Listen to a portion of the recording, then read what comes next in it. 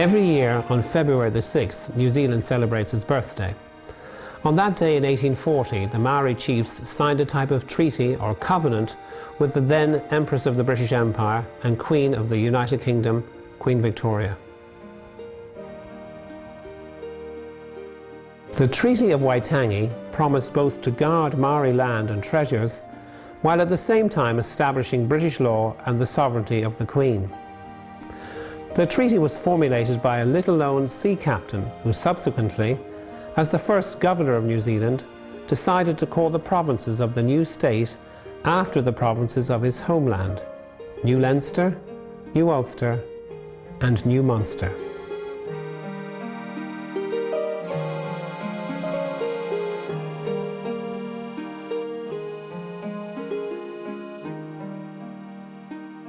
The story of a new Munster begins here in the Old Munster and its easterlymost city of Waterford.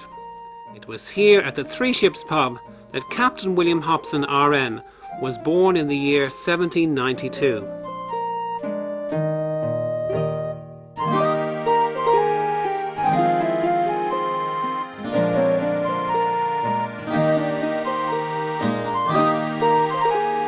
This was approximately the same time when the first bridge timber tows crossed the River Suir to Ferrybank, and the years that saw the building of the Barronstrand Catholic Cathedral and the Protestant Cathedral at Christchurch. As a child, William must have wondered at the proud spire over Christchurch as it started to ascend to the heavens. William was born to his mother Martha and to his father Samuel, who was both a freeman of Waterford and a prominent citizen and a lawyer of great importance.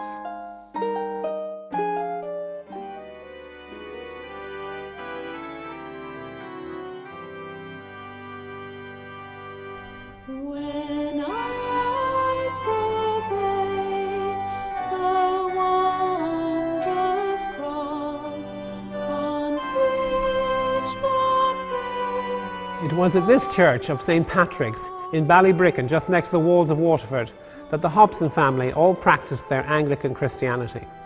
And it was in this church that each one of them was either married, baptised or buried finally in the graveyard outside.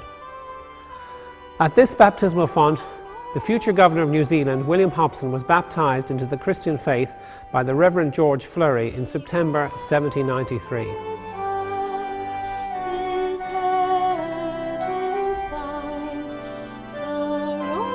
And it was to this faith that he looked for his inspiration and in his guidance during the whole of his long and adventurous life.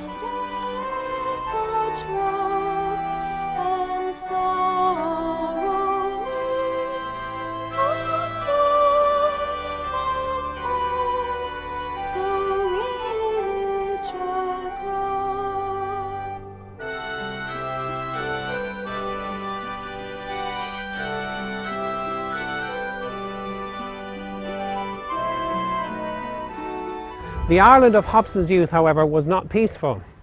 Despite the tolerance that was known to be a hallmark of the city of Waterford, there were in fact no equal rights for all of Ireland's citizens, and tensions had been growing between the different parts of society across the country.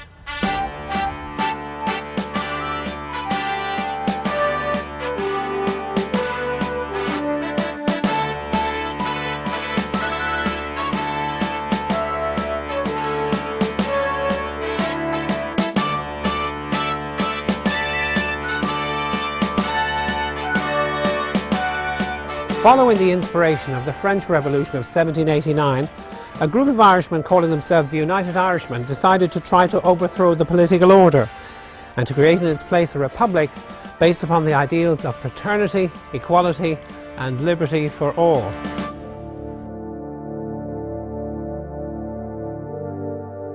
Along the east coast of Ireland, an insurrection took place during the summer months of May and June 1798. The largest and most concentrated part of this insurrection took place here in Wexford in the southeast of Ireland. The centre of the town here, at the Bull Ring, was frantic as blacksmiths hastily prepared pikes for the growing number of insurgents.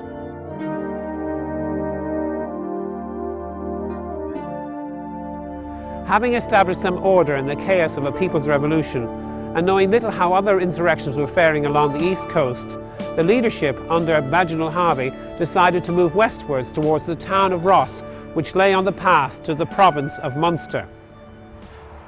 They believed if they could take the town of Ross, the door would be open to take the city of Waterford, the province of Munster and the whole of the south of Ireland. As they went through the countryside, they marshalled every household to join the uprising or to face the possible consequences of any loyalty to the crown. Much of this was very frightening for those citizens in Ireland who were opposed to revolutionary methods and wished to remain loyal to the Ireland they had known. Many of these were Quaker and Anglican Christians. The opening scene of the film takes place at Lord Waterford's estate, where members of the ascendancy are having a picnic while listening to the music of a blind harper. They are blissfully unaware of what's happening some 20 miles away in County Wexford and are enjoying the fruits of their privileges.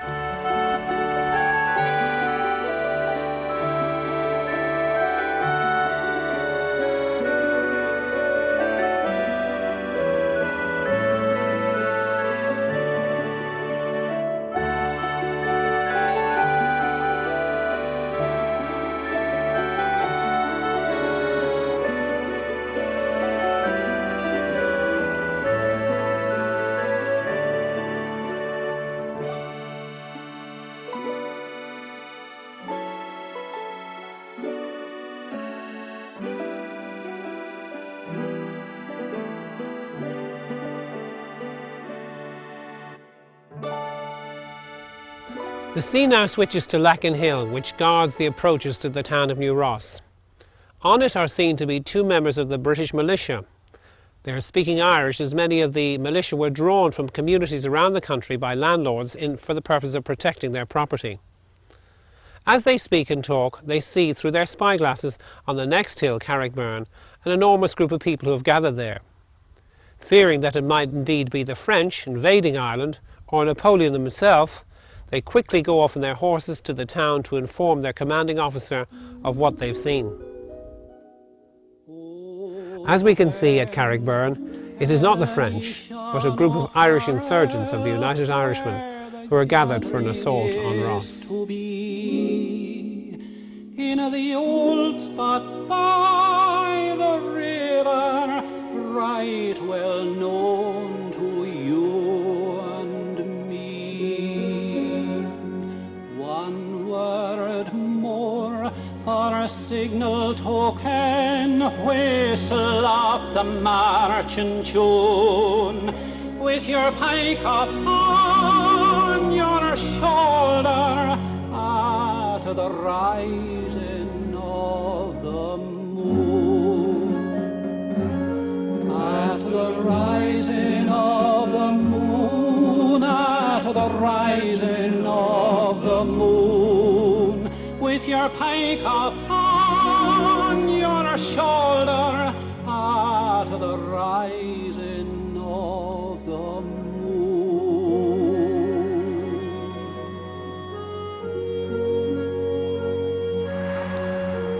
On their way, the insurgents have captured a large group of prisoners in a barn as a type of ransom, including women and children. And it can be seen, whatever the ideals of the United Irishmen of fraternity, equality and liberty, there's much sectarianism as well as bigotry and personal vendettas amongst those who are guarding, who are in fact their own neighbours at Scullabogue.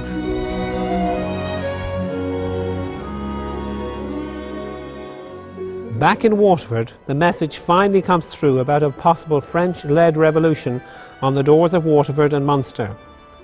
Militia members bring the message to the cathedral, where a service is in session, which is consequently interrupted by this news. Frightened as to what might be happening, the congregation have a meeting led by Samuel Hobson and the canon of the cathedral.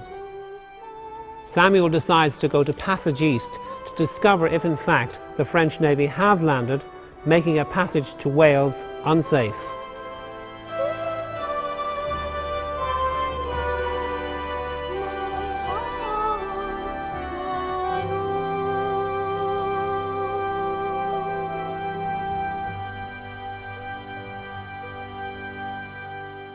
When Samuel arrives at Passage East, he discovers from people who have fled the battle scene at Ross that the French have not landed as suspected, but that there is a potential sectarian massacre about to take place near Ross.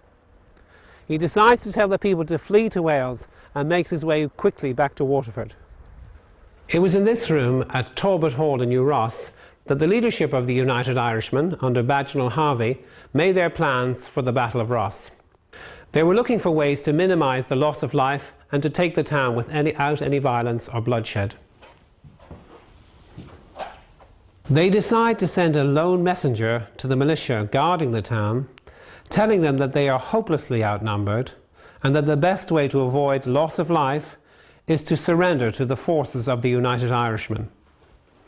When, however, the messenger is shot before he can deliver his message, Bagenal Harvey gives the order to commence the Battle of Ross.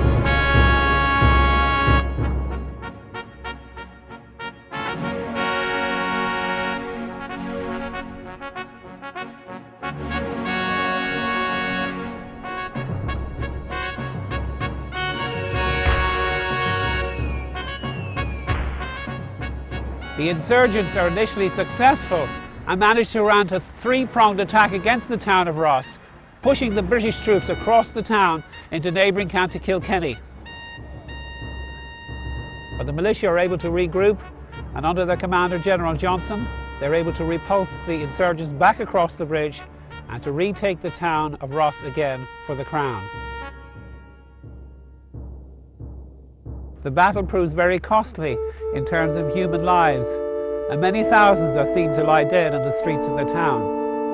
As the rebels are repulsed, a rebel priest gives an order to set alight to the mainly Protestant prisoners still held captive in Scullabogue. After initial disbelief that such an order could be given, the guard at the barn gives orders to torch the prisoners, giving scenes of terrible slaughter and cruelty.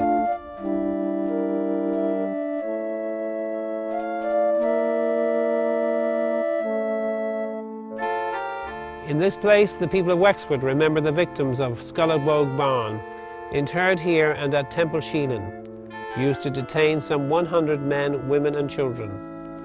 The barn was set on fire on the 5th of June 1798, the day of the Battle of Ross. The remorse of the United Irish at this outrage, a tragic departure from their ideals, is shared by the people of Ireland. Meanwhile, back in County Waterford, the Protestant community are seen to arrive at the port of Passage en route for Wales. When they arrive there, however, they discover that the battle for Ross has been won for the militias and that they are safe to return to their homes in Waterford. Many, however, still decide to flee, but Samuel Hobson himself decides to stay in Ireland to work for justice between the communities. He surmises that if the government and the ascendancy refuse to give rights for all, there will always be the potential for uprisings, revolution, and the type of sectarian massacres that have been seen at the Battle of Ross. While he decides to stay to work for peace and justice in Ireland, his young son William, favourite son of Samuel and Martha, is aware of the terrible toll these events are having upon his father. Samuel Hobson is subsequently seen at some of the court-martials that took place across the southeast of Ireland in the wake of the rebellion. He laments the lack of justice in the country, which sees a young lad he's trying to defend sentenced for transportation to Australia, even though he was involved in the rebellion against his own will.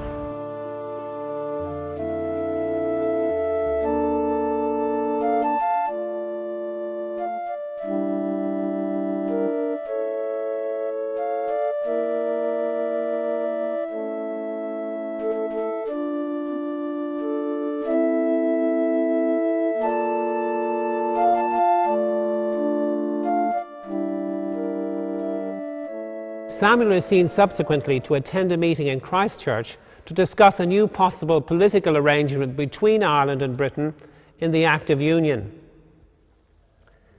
He believes that anything is better than the partisan government offered by College Green in Dublin and the injustice it so often brings for the peoples of Ireland. After the meeting, which the young William attends at the rear of the church, Captain and later Admiral John Beresford offers William a position in a ship going to sea with the Royal Navy.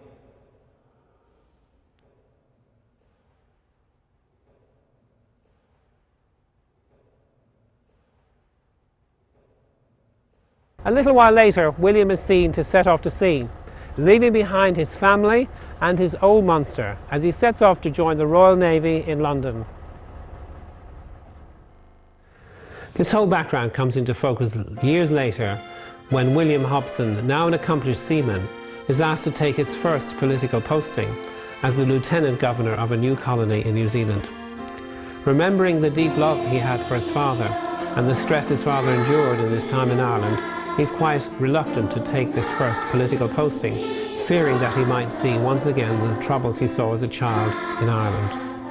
After a long time of hesitation, he eventually agrees to go to New Zealand.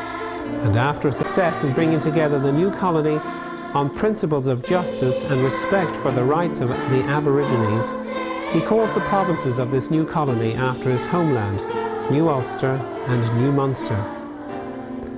The remainder of the film concerns the efforts of Hobson to live out these principles in early New Zealand and how New Zealand subsequently developed after his death. The film ends with an appraisal of his legacy in modern New Zealand, which looks to Hobson's Treaty of Waitangi as the foundation stone of the colony's political, social, cultural and religious life.